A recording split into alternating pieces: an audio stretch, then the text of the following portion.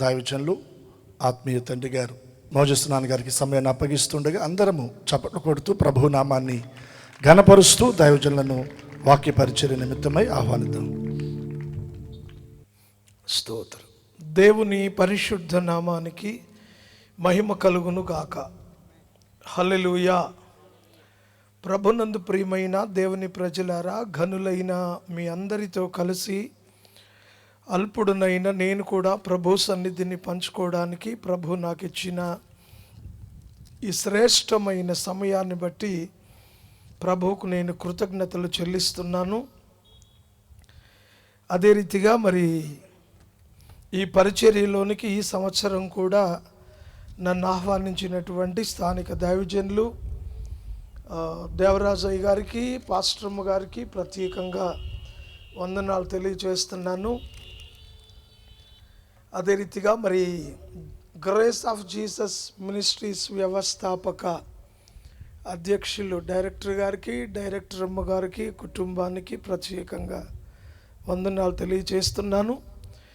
వేదిక మీద ఉన్న, సభలో ఉన్న దైవజనులందరికీ కూడా పేరు పేరున వందనాలు తెలియజేస్తున్నాను. చక్కని పాటలు పాడిన క్వైర్ వారికి, మరి ప్రత్యేక పాట పాడి ప్రభు నామాన్ని మహిమపరిచిన బెంజమిన్ అయ్య గారికి ప్రత్యేకంగా వందనాలు.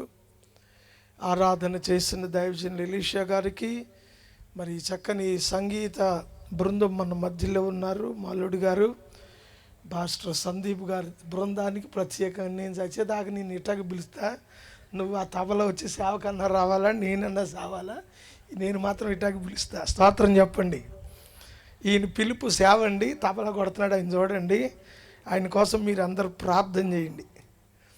మంచిది. చక్కని వీడియో కవరేజ్, ఇంకా పెద్దలు, ఆత్మీయులు, ఆత్మీయ నాయకులు, నాకు అత్యంత ప్రియులు, మరి జడ్సనయ్య గారు అమ్మగారు కూడా మన మధ్యలోకి వస్తున్నారు. వారిని బట్టి కూడా ప్రభుని స్తుతిస్తాం. వారికి కూడా ప్రత్యేకంగా వందనాలు. విశేషంగా స్థానికేతర సంఘాల నుండి వచ్చిన ప్రియ బిడ్డలందరికీ కూడా నేను ప్రత్యేకంగా వందనాలు తెలియజేస్తున్నాను. అదే రీతిగా ఈ వెంకట కృష్ణాపురం గ్రామ సర్పంచ్ గారు, గ్రామ పెద్దలు, గ్రామస్తులు అందరికీ కూడా నేను ప్రత్యేకంగా ధన్యవాదాలు తెలియజేస్తున్నాను. దైవ సేవకుని మీరు ప్రేమిస్తూ, దైవ సేవకునికి మీరు ఎంతగానో సహకరిస్తూ, ఒక దైవ జనునిగా మరి దేవరాజు గారిని, కుటుంబాన్ని మీరు దైవజనునిగా పరిగణలోనికి తీసుకొని వారికి ఇస్తున్నటువంటి ఆ గౌరవాన్ని బట్టి నేను మిమ్మల్ని అందరినీ కూడా అభినందిస్తున్నాను. దేవుడు మీ గ్రామం అంతటిని తన రక్షణ భాగ్యం చేత నింపి ఆశీర్వదించును గాక. ఆమేన్. నా పేరు మోజెస్. నేను దేవుని సేవకుణ్ణి. ఇంచుమించు అందరికీ నేను తెలుసు అనుకుంటున్నాను. ఎవరైనా క్రొత్త వాళ్ళు ఉంటే వారి కొరకు పరిచయం చేసుకుంటున్నాను. నన్ను ఎదురు మొండి మోజెస్ అని పిలుస్తారు. నేను ఒక హైందవ చాతాద శ్రీ వైష్ణవ రామానుజ గోత్రంలో నుండి యేసు ప్రభుని రక్షకునిగా నమ్ముకొని ఈ రాత్రి మీ మధ్యలో ఆయన సాక్షిగా నిలబడి ఆయన మాటలు మీతో పంచుకోబోతూ ఉన్నాను. ఈ ప్రత్యేకమైన సమయంలో పరిశుద్ధ గ్రంథంలో నుండి క్రైస్తవ లోకానికి సుపరిచితమైన కంఠత వాక్యం యోహాను సువార్త 3వ అధ్యాయం 16వ వచనం. యోహాను సువార్త 3వ అధ్యాయము 16వ వచనం. దేవుడు లోకమును ఎంతో ప్రేమించెను, కాగా ఆయన తన అద్వితీయ కుమారునిగా పుట్టిన వాని యందు విశ్వాసముంచు ప్రతివాడును నశింపక నిత్య జీవము పొందునట్లు ఆయనను అనుగ్రహించెను. వాక్యం కొరకై చిన్న ప్రార్థన. తలలు వంచి కన్నులు మూసుకోండి.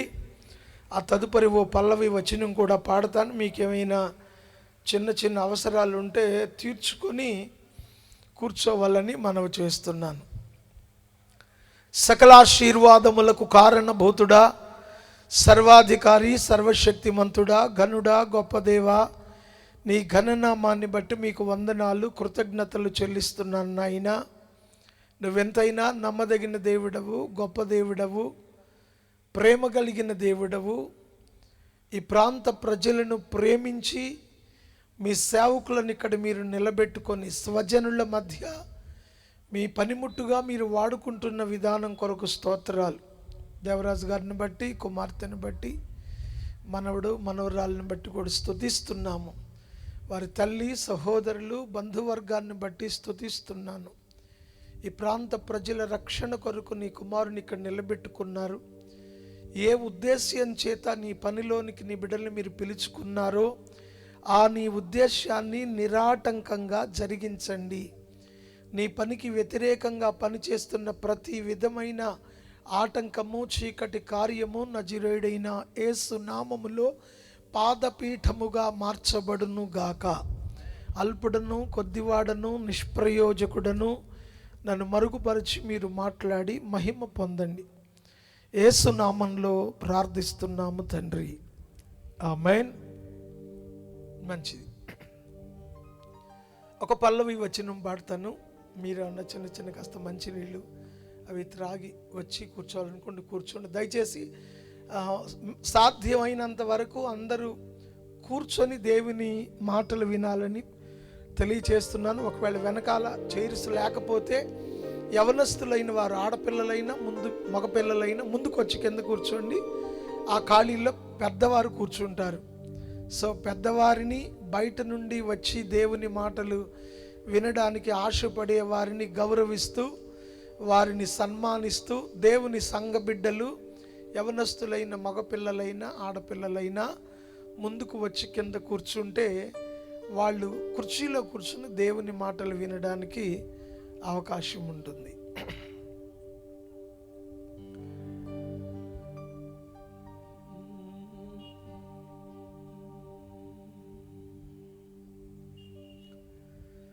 అందరూ కలిసి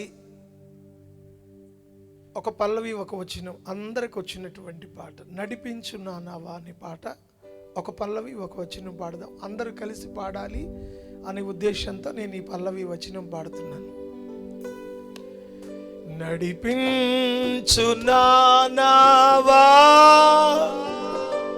నడి సాంద్రమున దేవా, నవ జీవన మార్గమున నా జన్మ తరింప.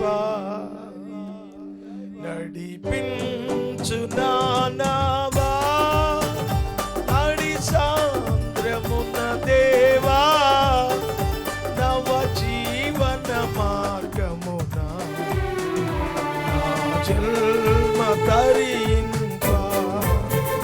నడిపించు నా నావా. చప్పట్లు కొడుతూ, చప్పట్లు కొడుతూ అందరూ చప్పట్లు కూడా.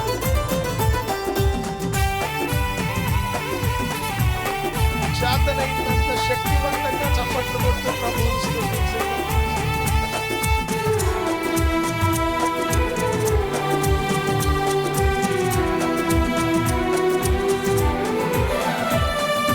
లోతైన జలములలో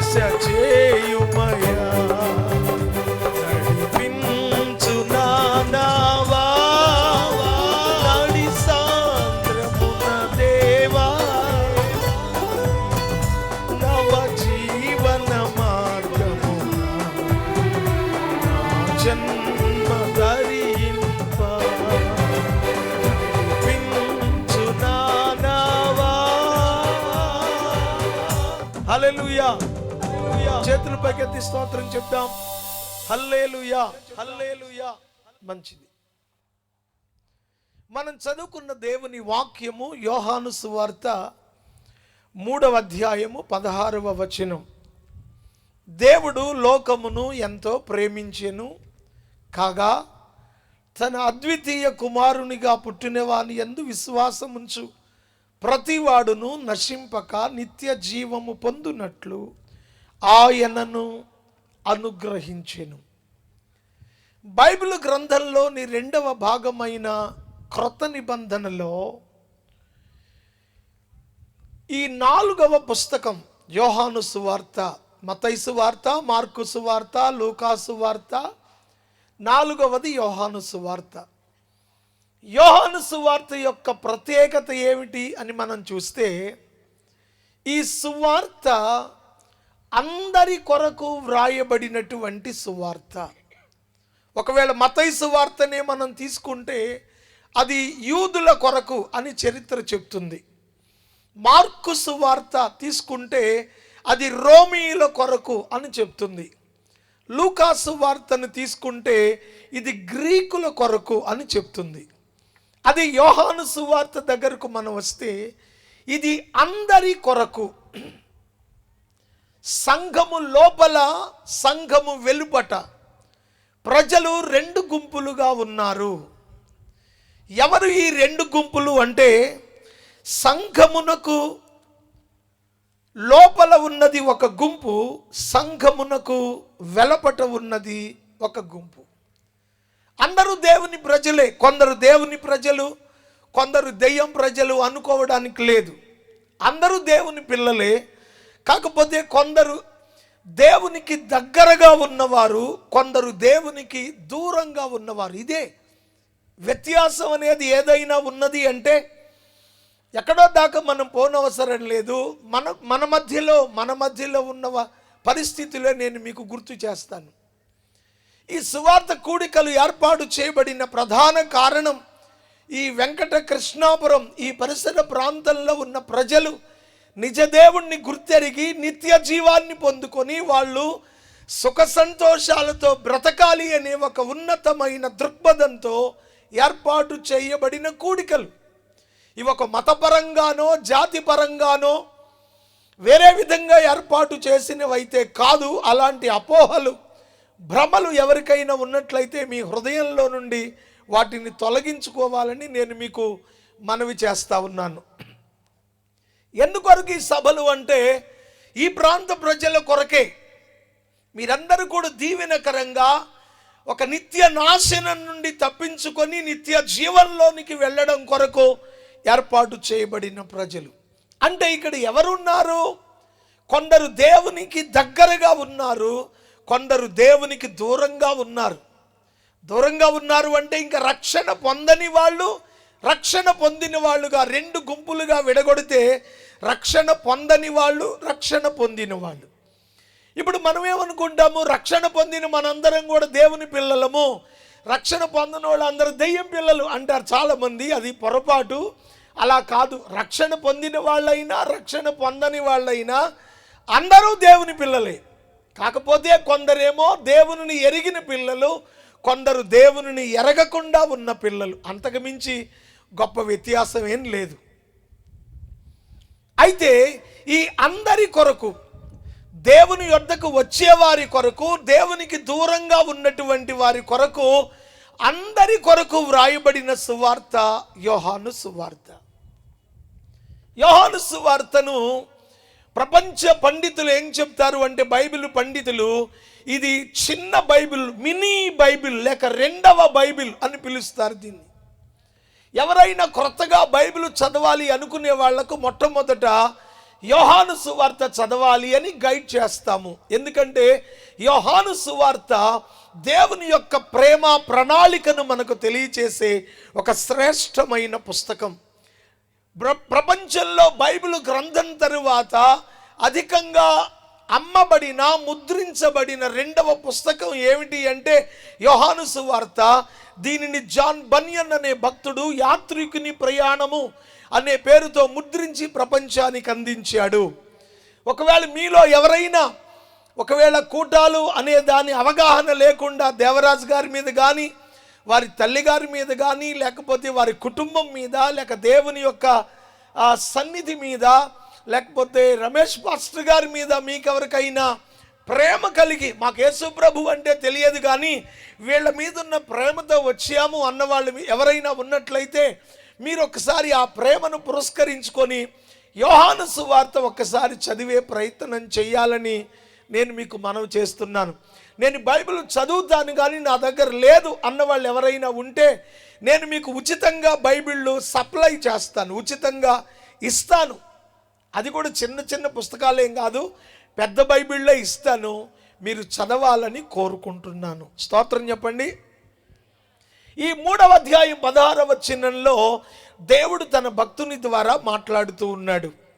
వాస్తవంగా ఈ మత్తయి సువార్తను దానికి ముందున్నటువంటి మలాకి గ్రంథాన్ని కనుక జాగ్రత్తగా గమనిస్తే, మలాకి గ్రంథము పాత నిబంధనలో 39వ పుస్తకమై చివరి పుస్తకంగా ఉంది. ఈ చివరి పుస్తకమైన మలాకి గ్రంథం తరువాత దేవుడు మానవునితో మాట్లాడడం మానేశాడు. ఇక్కడ మీలో ఎవరికైనా సందేహం కలగచ్చు, దేవుడు మాట్లాడతాడా? మేము కూడా ఏదో మా భక్తి మేము చేస్తున్నాము, ఈ భక్తిలో మాకెప్పుడు దేవుడు మాట్లాడినటువంటి దాఖలాలు లేవు, మరి మీరు చెప్తున్నారు కదా దేవుడు మాట్లాడతాడు అంటే నేను మీతో సవాలు చేసి చెప్పే సంగతి, ఖచ్చితంగా దేవుడు మాట్లాడతాడు.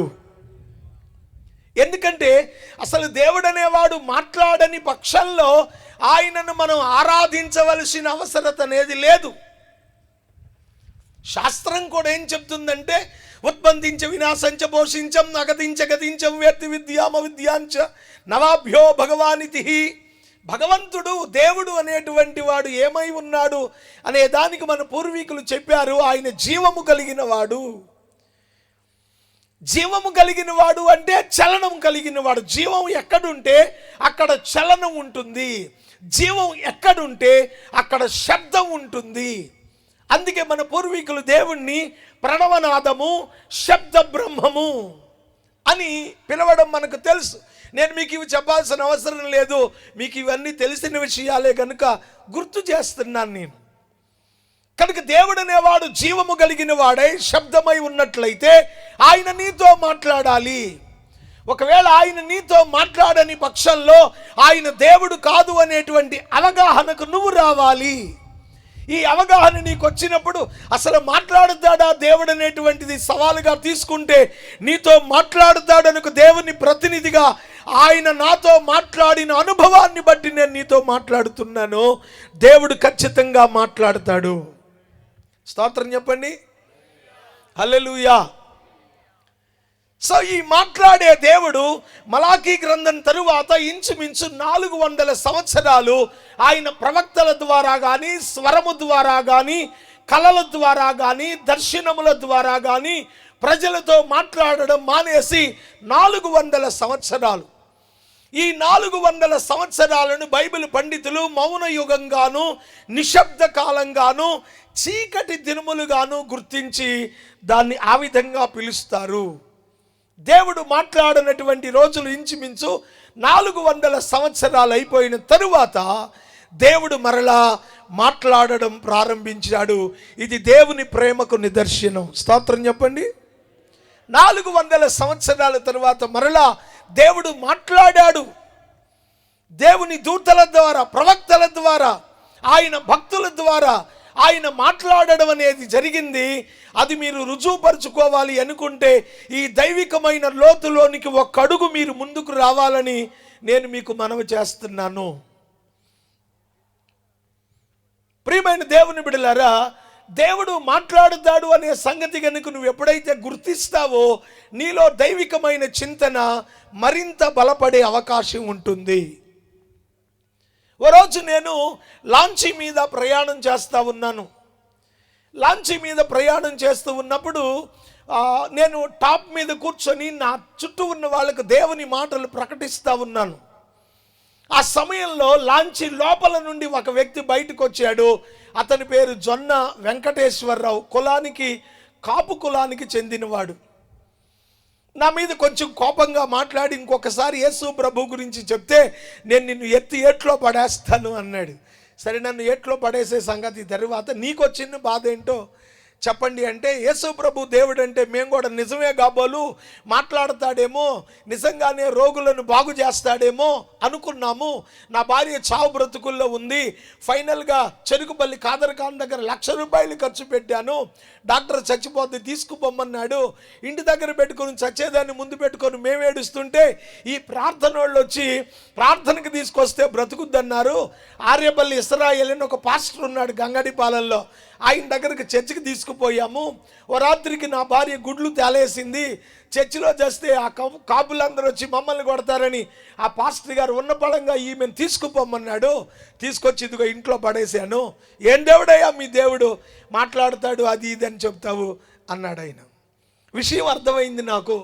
వెంకటేశ్వరరావు గారు, నిజంగా నువ్వు కనుక ప్రభువు దగ్గరకు రాగలిగితే, ప్రభువును నమ్మగలిగితే, ప్రభువుకు ప్రార్థన చేయగలిగితే, ఆయన నిజమైన దేవుడనే విశ్వాసం నీకు కలుగునట్లుగా నీ భార్య లేచి నీకు నీ పిల్లలకు వంట చేసి పెడుతుంది అన్నాను.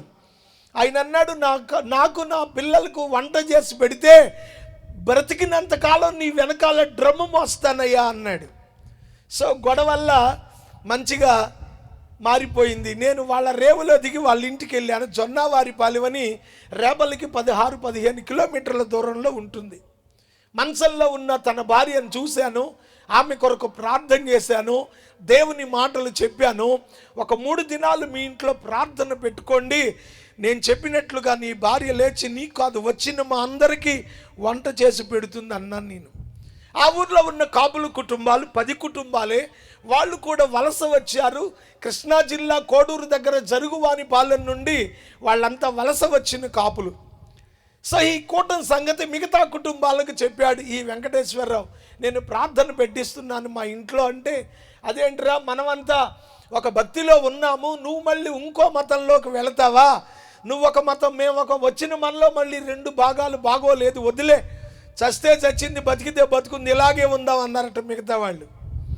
సరే, ఇప్పుడు తనేమన్నాడంటే, కష్టం వచ్చింది నా ఇంట్లో కాబట్టి మీరు ఎలాగైనా మాట్లాడతారు, మీకు కూడా కష్టం వస్తే తెలుస్తుంది అంటే, అప్పుడు వాళ్ళు ఏమన్నారంటే, అలానేం కాదు, కష్టం నీకైనా మాకైనా ఒకటేలే, ప్రార్థన చేస్తే ఆ యేసు ప్రభు మాట్లాడడం ఏంటి, నీ భార్య తగ్గడం ఏంటి, ఎంత డబ్బు ఖర్చు పెట్టావు, మన కులదేవత అంకాల దేవరకు ముడుపులు కట్టావు, ఇన్ని చేస్తే మన దేవతలు మాట్లాడినప్పుడు ఆ యేసు ప్రభు మాట్లాడడం ఏంటిరా అని వాళ్ళల్లో వాళ్ళు తర్జన పడ్డారు.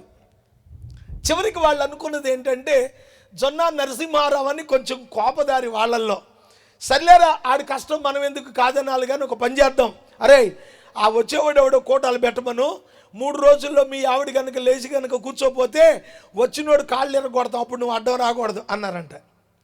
సరిగ్గా మొత్తం మీద వాళ్ళు మాట్లాడుకున్నారు. నేను చెప్పిన ప్రకారం విశ్వాసంలోకి 20 మందిని తీసుకుని కూటమి పెట్టడానికి వచ్చాను. ఈ వెంకటేశ్వరరావు వాళ్ళ తండ్రి పేరు జొన్న బాపనయ్య. వాళ్ళ సొంత డబ్బుతో ఇంటి పక్కన రోడ్డు ప్రక్కన రామాలయం కట్టించారు. ఇప్పటికీ రామాలయం ఉంది ఆ ఊరిలో. ఆ రామాలయం పక్కనే వాళ్ళ ఇల్లు కూడా ఉంటుంది. సో ఇక వాళ్ళు నేను వచ్చేటప్పటికి అన్నాడు, మా ఊరోళ్ళు నిన్ను కొట్టాలనుకుంటున్నారు కాబట్టి నువ్వు కూటమి పెట్టకపోయినా పర్లేదు పంతులు గారు, నువ్వు దెబ్బలు తింటావు మా మూలంగా ఇష్టం లేదు అన్నాడు. సరే, కొట్టేది నన్నే కాబట్టి నాకేమి ఇబ్బంది లేదు, దెబ్బలు తింటాను, ప్రార్థన అయితే పెడదాం అన్నాను. 3 రోజులు ప్రార్థన పెట్టామండి. దేవుని మహా అద్భుతం ఏంటంటే, 3వ రోజు రాత్రి జొన్న సీతామహాలక్ష్మి లేచి నడవడం మొదలుపెట్టింది. మా అందరికీ వంట చేసి పెట్టింది. ఈ రోజు కూడా బతికే ఉంది మీ కాపుల కుటుంబంలోంచి రక్షణ పొందిన ఒక సహోదరి. ఒకవేళ మీకు నమ్మకం లేకపోతే ఊరు పేరు అడ్రస్ చెప్పాను, అయినా నమ్మకం లేకపోతే తీసుకొచ్చి ఇక్కడి నుంచే పెట్టి సాక్ష్యం చెప్పిస్తా. ఎందుకంటే మీకు ఏమైనా కావాలా అడగండి. ఇంకొక అద్భుతం చెప్తాను. అది డిసెంబర్ నెల నవంబర్ నెల అంత గుర్తులేదు. అయ్యప్ప స్వామి భక్తులు భజన చేసుకుంటున్నారు వాళ్ళు. సో వాళ్ళు భజన చేసుకునేటప్పుడు మనం మైకి పెట్టకూడదని మేము కోటలో మైకి పెట్టలేదు. ఎందుకంటే సంవత్సరంలో 40 రోజులు వాళ్ళు చేసుకుంటారు, వాళ్ళ భక్తిని మనం గౌరవించాలి, వదిలేసి మైకి పెట్టకుండా ఇంట్లో ప్రార్థన చేసుకుంటాం. ఈ రోడ్డు పక్కిల్లి కదా, 3వ రోజు రాత్రి వాళ్ళు ఆ పూజా కార్యక్రమం ఆ పలహారం తినేసి ఇంటికి వెళ్తున్నారు. ఈ రోడ్డు పక్కన ఇల్లు కావడం చేత అసలు ఏం జరుగుతుంది ఇక్కడ చూద్దామని ఒక అయ్యప్ప స్వామి భక్తుడు మాలలో ఉండి వచ్చాడు, గుమ్మం దగ్గర నిలబడి జరిగిందంతా చూశాడు. జొన్న వెంకటేశ్వరరావు భార్య లేచి నడవడం చూసి ఆయన ఇంటికి వెళ్ళి మాల తీసి తలారా స్నానం చేసి బట్టలు కట్టుకొని వచ్చి కోటంలో కూర్చున్నాడు. బంధువులు ఉంటారు కదా, వరే ఇలా చేయకూడదు తప్పు అది ఇది అని వారించే వాళ్ళు ఉంటే ఆయన ఒకటే అన్నాడు, ఆయన ఏం చెప్పాడో ఇక్కడ కళ్ళకు కట్టినట్టు నేను చూశాను, ఇంతకు మించి దైవ ప్రత్యక్షత గురించి నేను ఎదురు చూడాల్సిన అవసరం లేదు, నాకు యేసు ప్రభు కావాలన్నాడు. ఎందుకు మీకు ఈ సాక్ష్యాన్ని, నా అనుభవాన్ని మీ ముందు పెడుతున్నానంటే ఆలోచించండి. ఒక్కడుగు ముందుకేసి దేవుని వాక్యం చదివే ప్రయత్నం చేయండి. బైబిల్ చదవలేకపోతే కనీసం ఆదివారం రోజున దేవరాజు గారు ఏం చెప్తున్నారో వినే ప్రయత్నం అన్నా చెయ్యండి. దేవుడు మీ జీవితాల్లో తప్పకుండా గొప్ప కార్యాలు చేస్తాడు. ఆయన జీవము గల దేవుడు, నిజమైన దేవుడు. మాట్లాడడం ప్రారంభించిన దేవుడు తన ప్రేమను వ్యక్తపరుస్తున్నాడు. 3వ అధ్యాయం 16వ వచనంలో, దేవుడు లోకమును ఎంతో ప్రేమించెను. దేవుడు అనేవాడు ప్రపంచమంతటికి ఒక్కడే ఉంటాడు, వందలు వేల మంది ఉండరు. మీకు కావాలి అనుకుంటే దేవతలు అనేవాళ్ళు కోట్ల కొలది ఉంటారు. దయ్యాలు అనేవి కూడా కోట్ల కొలది ఉంటాయి. కానీ దేవుడు మాత్రం ప్రపంచమంతటికి కూడా ఒక్కడే ఉంటాడు. మన పూర్వీకులు చెప్పారు, ఏకో నారాయణ, ఒక్కడే దేవుడు. నారాయణ అంటే నీళ్ల పైన ఉన్నాడని. ఓం నమో నారాయణాయ. ఓం అంటే దేవుడు, నమో అంటే దండం పెట్టడం, నమస్కారం. నారా అంటే నీళ్లు, పైన ఉన్నవాడు దేవుడు. ఆ దేవుడు ఏకో నారాయణ అంటే నీళ్ల పైన ఉన్న దేవుడు ఒక్కడేరా, ఇంకో దేవుడు లేడని మన పూర్వీకులు ఎప్పుడో చెప్పారు. అందుకే బైబిల్ కూడా చెప్తుంది, దేవుడు ఒక్కడే, దేవునికి నరులకును మధ్యవర్తియు ఒక్కడే, ఆయన క్రీస్తు యేసు అను నరుడు అని చెప్పబడింది. స్తోత్రం చెప్పండి, హల్లెలూయా. దేవుడట లోకాన్ని ప్రేమిస్తున్నాను అని ఇక్కడ చెప్పబడింది. దేవుడు లోకమును ఎంతో ప్రేమించెను. లోకాన్ని ప్రేమించడం అంటే ఏంటండి? మన పూర్వీకులు గురజాడ అప్పారావు గారు చెప్పారు, దేశమును ప్రేమించమన్నా, మంచి అన్నది పెంచుమన్నా, వట్టి మాటలు కట్టి పెట్టోయ్, గట్టి మేలు తలపెట్టవోయ్. దేశమంటే మట్టి కాదోయ్, దేశమంటే మనుషులో. దేవుడు ఈ వెంకటకృష్ణాపురాన్ని ప్రేమిస్తున్నాడు అని అన్నాను అనుకోండి. వెంకటకృష్ణాపురాన్ని ప్రేమించడం అంటే ఊళ్ళో ఉన్న చెట్లు, పుట్టలు, రాళ్ళు, రప్పలు, చెరువులు, గేదెలు కాదు. దేవుడు ఎవరిని ప్రేమిస్తున్నాడు అంటే వెంకటకృష్ణాపురంలో ఉన్న ప్రజలందరినీ ప్రేమిస్తున్నాడు. దేశమంటే మట్టి కాదోయ్, దేశమంటే మనుషులోయ్. దేవుడు ఈ రాత్రి తన ప్రేమను వెల్లడి పరచట కొరకై తన సేవకుని ద్వారా ఈ కూడికలు ఏర్పాటు చేశారు. గత రాత్రి దేవుడు మీతో మాట్లాడారు. ఈరోజు మరొక పర్యాయం ఆయన వాక్శక్తి ద్వారా మీతో మాట్లాడుతూ ఉన్నాడు.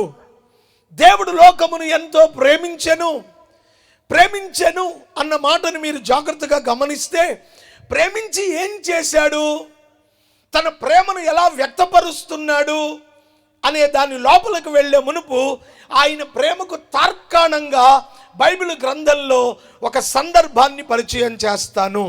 గమనించండి, మత్తయి సువార్త 2వ అధ్యాయం 1వ వచనం చూడండి.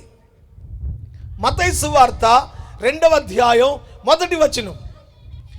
రాజైన హేరోదు దినముల యందు యూదా దేశపు బెత్లెహేములో, చాలు ఈ మాటలు మీరు గమనిస్తే, రాజైన హేరోదు దినముల యందు యూదా దేశపు బెత్లెహేములో యేసు పుట్టెను. నేను చెప్పాను కదా, దేవుడు అనబడినటువంటి ఆ సృష్టికర్త, మహిమాన్వితుడు, మానవ మనోనేత్రాలకు అగోచరుడైన వాడు, సృష్టి స్థితి లయకారకుడైనటువంటి ఆ దేవాది దేవుడు, ఆత్మస్వరూపి అయిన దేవుడు, మానవులు నశించి నిత్య జీవంలోనికి పోకుండా నరకానికి పోతున్నారని గమనించి, మానవులను నిత్య నరకం నుండి తప్పించి, లేక పాతాళం నుండి తప్పించి, ఆ మోక్షము, నిత్య రాజ్యము అనేటువంటి ఒక పవిత్రమైన సామ్రాజ్యంలోనికి ఈ మానవ జాతిని తీసుకొని వెళ్ళగోరిన వాడై, దేవుడట మానవునిగా ఈ లోకంలోనికి దిగి వచ్చాడు. మానవునిగా రావడం ఏంటి సార్ అని మీరు అనుకుంటే, దేవుడు అనేవానికి ఏ రూపం లేదు. దేవుడు అనేవాడు నిరాకారుడు. మనం పాడతాం కదా, యేసంటే ఎవ్వరో తెలుసుకో, యేసు మార్గమందు నీవు నడుచుకో. నిరాకార దేవుడు, నిత్యుడైన దేవుడు, నింగి నేలకు సర్వం నిలిచి ఉన్న దేవుడు, సర్వం వ్యాపి, ప్రపంచమంతా ఆవరించి ఉన్నవాడు దేవుడు. ఇందుకలడందు లేడని సందేహము వలదు, యెహోవా ప్రపంచమంతా ఆవరించి ఉన్నాడు. ఈ ఆత్మస్వరూపి అయిన దేవుడు తాను చేసిన మానవ జాతి పాపము వలన నశించి నరకానికి పోవడాన్ని చూడలేక, పాపము నుండి వారికి విముక్తి కలిగించడానికి, నిత్య నరకం నుండి తప్పించి స్వర్గము అని మనం పిలుస్తున్నటువంటి ఆ పవిత్ర మోక్ష సామ్రాజ్యానికి తీసుకొని వెళ్ళడానికి దేవుడు మానవులను ప్రేమిస్తూ మానవుల కొరకు మానవునిగా ఈ లోకంలో జన్మించాడు. ప్రపంచంలో ఏ రూపంలోనూ జన్మించలేదు. దేవుడు ఒకే ఒక రూపంలోనికి వచ్చాడు, అది మానవ రూపం మాత్రమే. ఈ ప్రపంచంలో ప్రకృతిలో ఉన్న జీవకోటిలో ఏ రూపాన్ని కూడా దేవునికి మనం ఆపాదించడానికి అవకాశం లేదు. ఎందుకు అంటే దేవుడు మానవుణ్ణి తన పోలిక చొప్పున చేసుకున్నాడు. తన పోలిక చొప్పున చేశాడు కనుక ఆ పోలికలోనే దేవుడు మరలా తిరిగి భూమి మీదకు రావడం జరిగింది. ప్రియులారా, దేవుని యొక్క ప్రేమ ఆయన పుట్టుక ద్వారా వ్యక్తపరుస్తున్నాడు. ఎలా ప్రేమిస్తున్నాడు అంటే, ఇక్కడ ఒక వ్యక్తిని దేవుడు చూపిస్తున్నాడు. ఈ మనిషి పాపి అయిన మానవ సమాజానికి ప్రతినిధిగా నేను మీకు పరిచయం చేస్తున్నాను. ఈ హేరోదు అనబడిన వాడు పాప ప్రపంచానికి, పాపులైనటువంటి మానవ జాతికి ఒక ప్రతినిధిగా మనం తీసుకుంటే, అతడు బ్రతికి ఉన్న దినములలో దేవుడు యేసు క్రీస్తుగా యూదా బెత్లెహేములో పుట్టాడు. దీని వెనుక ఉన్న దైవికమైన ప్రేమ మీరు గుర్తించారా? ఒకవేళ అతడు చనిపోయిన తరువాత గనుక పుట్టి ఉంటే, హేరోదు జీవితంలో మోక్షాన్ని చేరడానికి అతనికి అవకాశం అనేది లేదు. అతడు చనిపోయిన తరువాత యేసు పుట్టి ఉంటే అతడు మారు మనసు పొందడానికి వేరొక అవకాశం అతనికి లేదు. కానీ దేవుడు మానవుని ఎంత ప్రేమిస్తున్నాడు అంటే, తాను బ్రతికి ఉండగానే తన ప్రేమను తనకు తెలియచేయడానికి మానవుల యొద్దకు మానవుడు దేవుడు వస్తూ ఉన్నాడు. మానవుల చెంతకే దేవుడు రావడం అనేది ఎంత అనిర్వచనీయమైన శ్రేష్టమైన అనుభవం. మీరు అనొచ్చు, హేరోదు బతికుండగా వచ్చాడు, నేను బ్రతికుండగా గనుక యేసు ప్రభు వచ్చి ఉంటే నేను కూడా మారు మనసు పొందేవాణ్ణి. కొన్నిసార్లు మనం అనుకుంటాం, మన వాళ్ళు ఎవరైనా ప్రభువు నమ్మకంగా చనిపోయి కనుక ఉంటే, అయ్యో యేసు ప్రభు నమ్ముకుని ఉంటే బాగుండేదే, ఈ మాటలు అప్పుడు కనుక చెప్పుంటే బాగుండేదే, యేసు ప్రభు గురించి మాకెవరూ చెప్పలేదే అని బాధపడే వాళ్ళు చాలా మంది ఉంటారు. సో ఇక్కడ హేరోదు బ్రతికుండగానే యేసు ప్రభు పుట్టాడు అనేది దేవుని యొక్క ప్రేమను చూపిస్తా ఉంది. సో మరి ఇక్కడ యేసు ప్రభు పుట్టలేదుగా అంటే, ఆ దేవుడే వాక్య రూపంలో నీతో మాట్లాడుతూ ఉన్నాడు. ఆ దేవుడే వాక్య రూపిగా నీ మధ్యకు వచ్చాడు. ఆ దేవుడే వాక్య రూపిగా నీ జీవితంలో ఉన్న పాపం నుండి నిన్ను విమోచించడానికి ఆయన సిద్ధపడుతున్నాడు. ఆ దేవుడే వాక్య రూపంలో నీలో ఉన్న పాప శాపములను తొలగించి ఒక పవిత్రమైన వ్యక్తిగా నిన్ను మార్చి నిత్య రాజ్యానికి తీసుకొని వెళ్ళడానికి నువ్వు బ్రతికుండగానే ఆయన నీతో మాట్లాడుతున్నాడు. దేవుడు నిన్ను ప్రేమించిన ప్రేమ నీకు అర్థమైతే, ఇదిగో జీవము కలిగిన వాక్యమై ఉన్న దేవుడు నీతో మాట్లాడుతూ ఉండగానే నీ జీవితాన్ని ఆయనకు అప్పగించుకోవాలి. హేరోదు ఎంత నిర్భాగ్యుడు, లేక హేరోదు జీవితం ఎంత విషాదభరితం అంటే, తనను రక్షించగలిగిన వాడు, తనను పాపం నుండి విమోచించగలిగిన వాడు, తనకు మోక్షాన్ని ప్రసాదించగలిగినటువంటి ఆ దేవాది దేవుడే తన దేశంలో పుడితే వెళ్ళి ఆయనను పూజించలేని దౌర్భాగ్యంతోనే హేరోదు జీవితం ముగిసిపోయింది. ఈ రాత్రి ప్రియమైన సహోదరి సహోదరులారా, నిజంగా దేవుని ప్రేమ నీకు అర్థమైతే ఆయన నీకు దగ్గరగా వచ్చాడు. ఆయన నీకు సమీపంగా వచ్చాడు. ఆయన దగ్గరకు నువ్వు వెళ్ళలేదు, కానీ ఆయనే నీ గ్రామానికి వచ్చాడు. ఇదిగో దేవరాజు గారు మా ఊర్లో సేవ చేయి అని నువ్వు అడగలేదు, కానీ దేవుడే తన సేవకుని రూపంలో మీ గ్రామంలోనికి వచ్చి తన ప్రేమను మీతో పంచుకుంటున్నాడు. అందుకే దేవుని వాక్యం చెప్తుంది, సమయము సద్వినియోగం చేసుకొని అజ్ఞానుల వలె కాక జ్ఞానుల వలె నడుచుకోవాలి అని వాక్యం చెప్తుంది. నిజంగా ఈ రాత్రి ఆ దైవికమైన జ్ఞానం నీ హృదయపు తలుపు తడితే ఈ రాత్రి నువ్వు యేసు ప్రభువుని స్వరక్షకునిగా అంగీకరించాలి. హేరోదు మహారాజు, ఇతడు ఘనత వహించిన హేరోదు అని పిలువబడ్డాడు. పేరుకు మాత్రమే ఘనత వహించిన వాడుగా ఉన్నాడు, కానీ అతడు ఒక భయంకరమైన పాపి అని చరిత్ర చెప్తోంది. ఇతడు ఒక నరహంతకుడు అని బైబిల్ చెప్తోంది. ఇతడు ఒక వ్యభిచారి అని బైబిల్ చెప్తోంది. ఈనాడు సమాజాన్ని మనం చూస్తే సమాజంలో గొప్పవారుగా పిలువబడిన ప్రతివారు గొప్పవారు కారు అనే సంగతి మీరు గుర్తుపెట్టుకోవాలి. సమాజంలో నువ్వు ఒక గొప్ప వ్యక్తిగా, సమాజంలో నువ్వు ఒక గొప్ప నాయకుడిగా లేక సేవకుడిగా, సమాజవేత్తగా నువ్వు ఎవరివైనా కావచ్చు, కానీ ఒక్క మాట చెప్తుంది బైబిల్, నువ్వు పాపివి.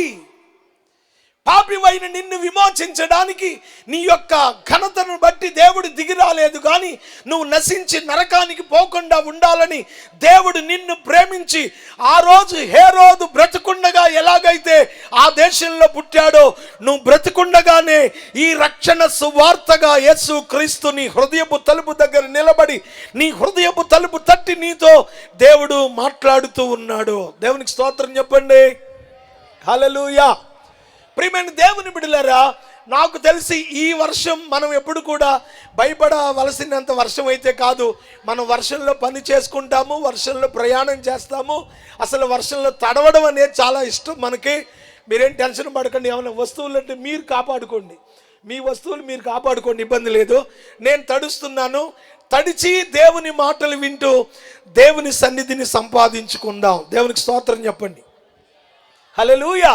ప్రియమైన సహోదరి సహోదరులరా, అతడు బ్రతికి ఉన్న దినములలో, హేరోదు బ్రతికి ఉన్న దినములలో యేసు పుట్టాడు.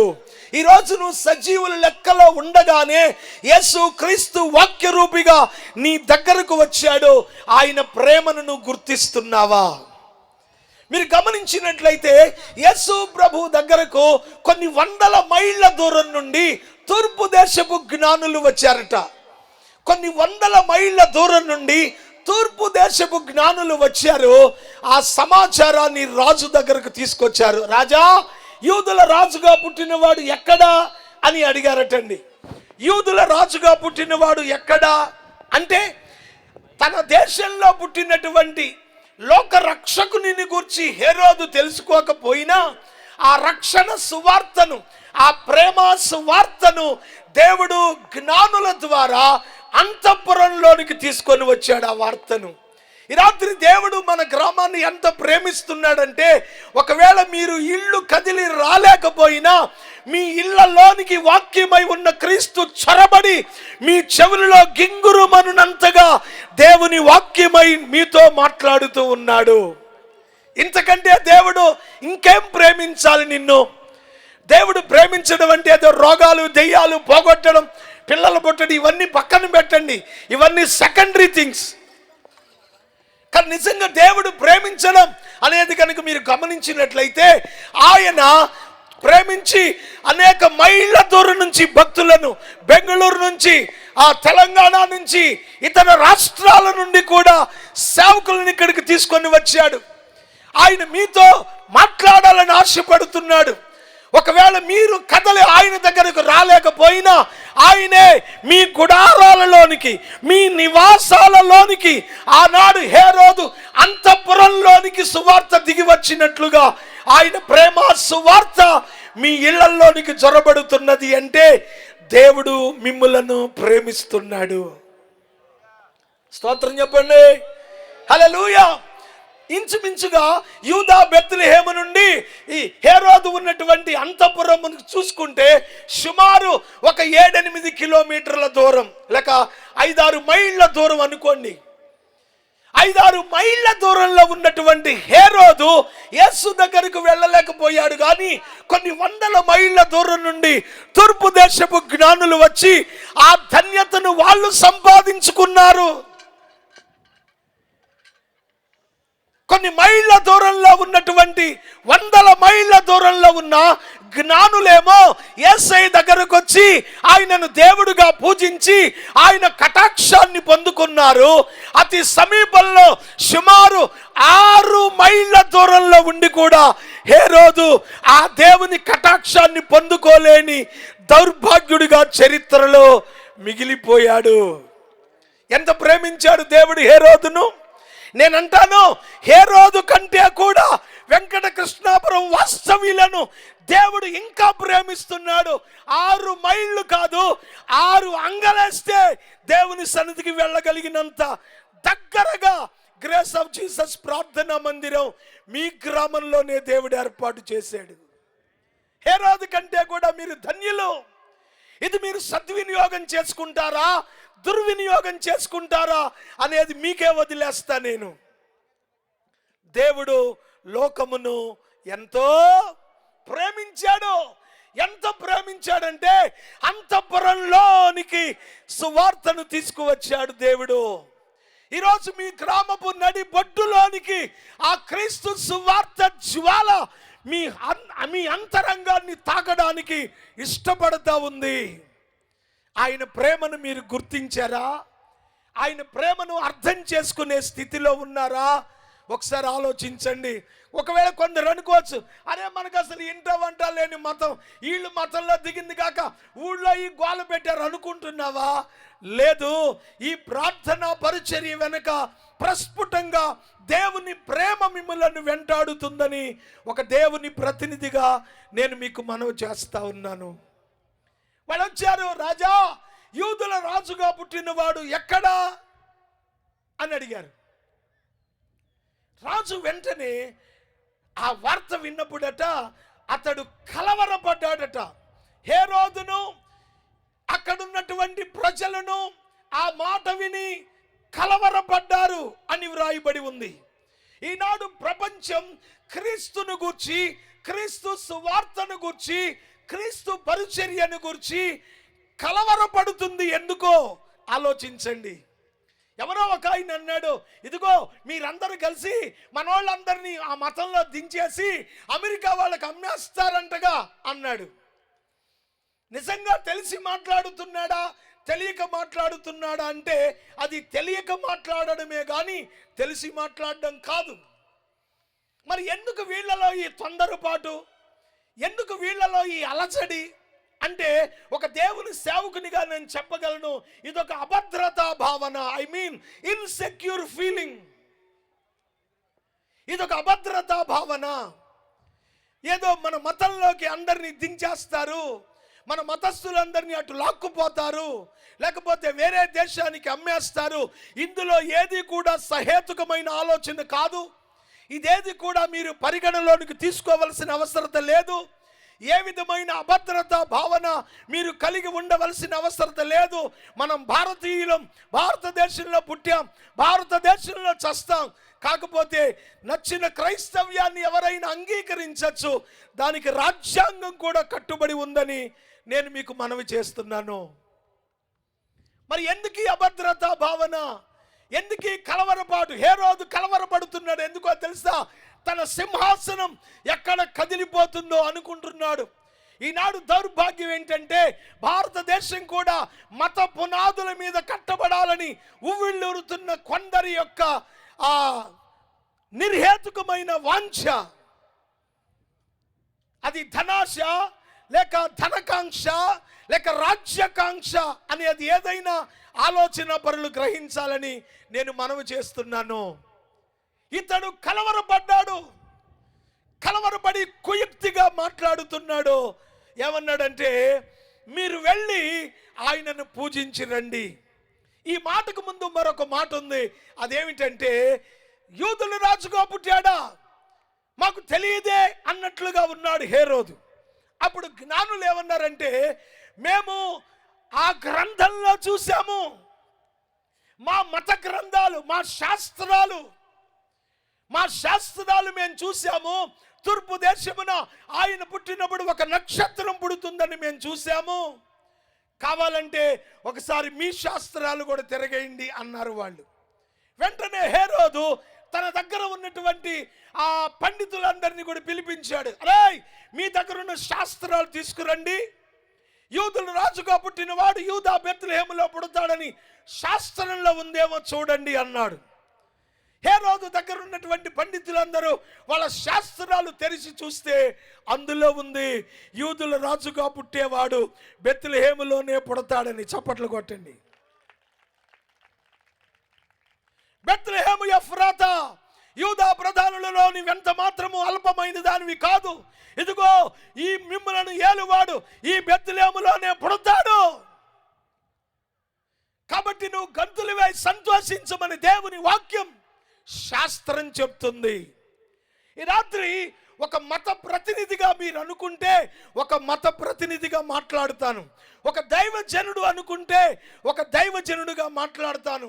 లేదు, మీ గ్రామానికి నేను ఒక శ్రేయోభిలాషి అనుకుంటే ఒక శ్రేయోభిలాషిగా చెప్తున్నాను. నేను తెరిచి చదివిన ఒక పుస్తకం ఒక మత గ్రంథంగా మీరు అనుకుంటే మీ దగ్గరున్న మత గ్రంథాలు ఏమిటో ఒక్కసారి తెరిచి చూడండి. రావక్కర్లేదు, డిబేట్ పెట్టక్కర్లేదు, మనం వాదించుకోని అవసరం లేదు. మీ మత గ్రంథంలో ఏముందో మీ మత పెద్దలను అడిగి చూడండి. వాళ్ళు చెప్పి తీరాలి లోకరక్షకుడు యేసయ్యని. స్తోత్రం చెప్పండి.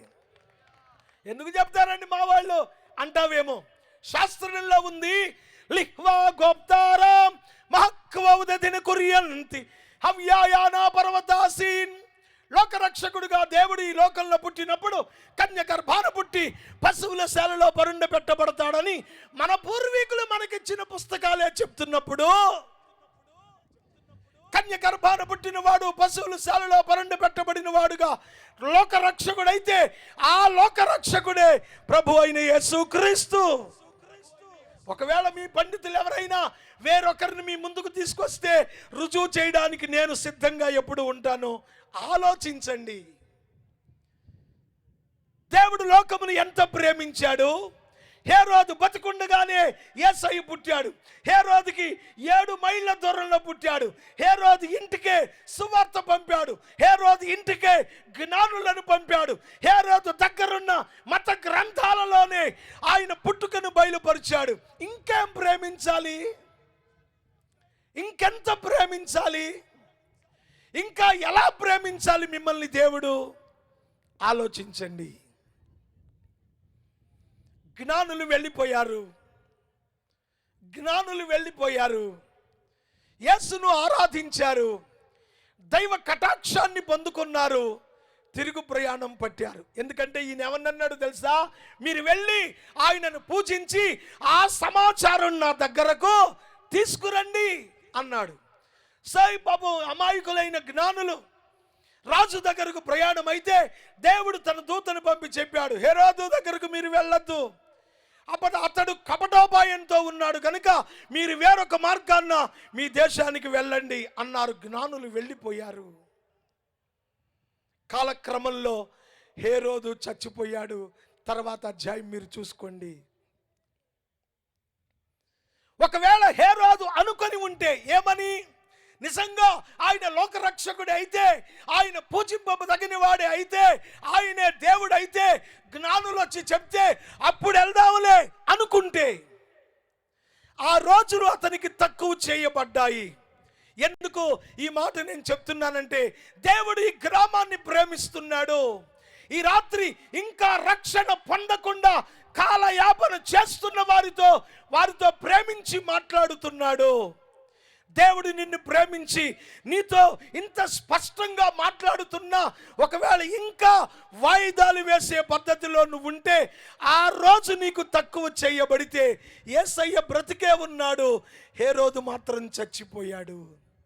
నేడేమి జరుగునో రేపేమి సంభవించునో మనకు తెలియదు. ఈ రోజు ఉన్నవాళ్ళు రేపు ఉంటారనే గ్యారంటీ లేదు. ఈ సంవత్సరం ప్రసంగం చేసిన మోజెస్ గారు మళ్ళీ సంవత్సరం వస్తాడు అంటానికి గ్యారంటీ లేదు. మానవుని జీవితం నీటి మీద బుడగ లాంటిది కాదా?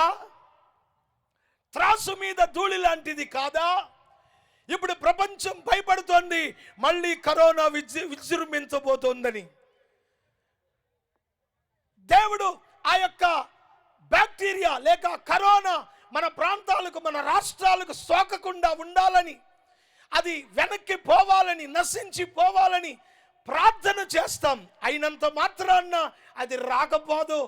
నేను ప్రార్థన చేస్తే కరోనా వెంకటకృష్ణాపురం రాదు అంటే అంతకంటే అబద్ధం ఏం లేదు. కానీ ఒకటి మాత్రం నిజం, అది వచ్చినా నువ్వు చచ్చినా స్వర్గానికి వెళ్ళాలంటే నిన్ను ప్రేమించిన యేసయ్యని ఈ రాత్రి నమ్ముకో, ఖచ్చితంగా మోక్షానికి వెళతావు. అట్టి కృప దేవుడు మీకు దయచేయును గాక.